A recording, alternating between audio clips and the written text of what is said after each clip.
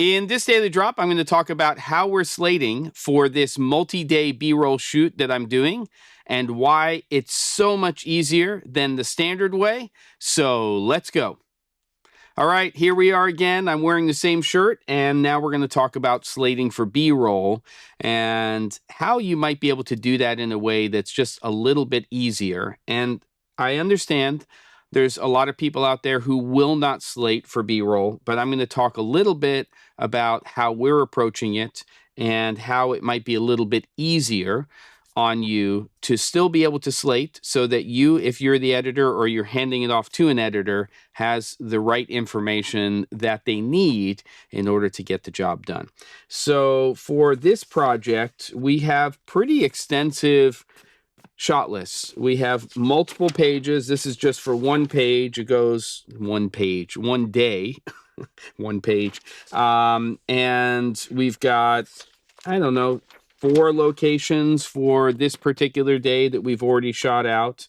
So we started in the science lab, and then we moved over to one of the classrooms, and then we moved over to, this is both a boarding school and also a day school. So we went and shot some stuff in a dorm and then also in the advanced art room. So those were the 4 locations. And it's a lot of different shots that we need. So what we've done is come up with a system whereby, at least for me, it's a lot easier to be able to slate for the shots that we need to get. And this is good because for the editor, in this case, somebody who is not me is going to be getting these drives. It's going to be the clue to what these shots are and where they are and everything else. So what we have here, Black Slate 7 from Tribe 7. It could be any kind of slate, but this is working very well for this.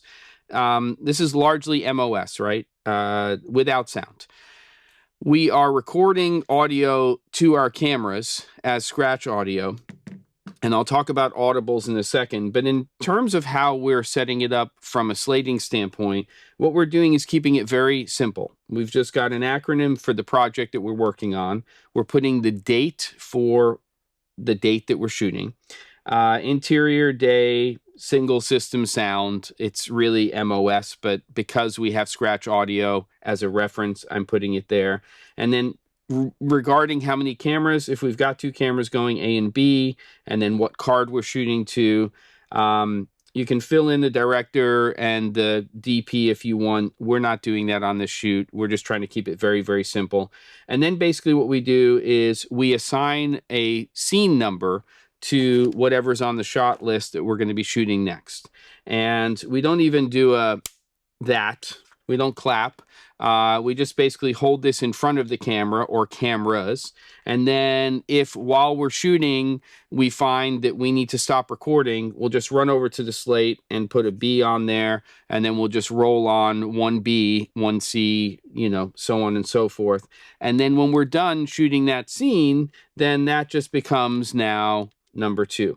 Now, if we shoot out of order, which is kind of important to talk through as well, then it's fine. We don't have sequential scene numbers here because there are times, and this is going to happen with B-roll all of the time, where somebody's not available, location's not available. So while it's written down to, you know, very specific times, somebody might not have arrived yet, but the other person who might be the next scene is there. So then we just say they're the next scene, and then we go back and number as needed. So for instance, we've got 1, then it goes to 4, then it goes to 3, then it goes to 2.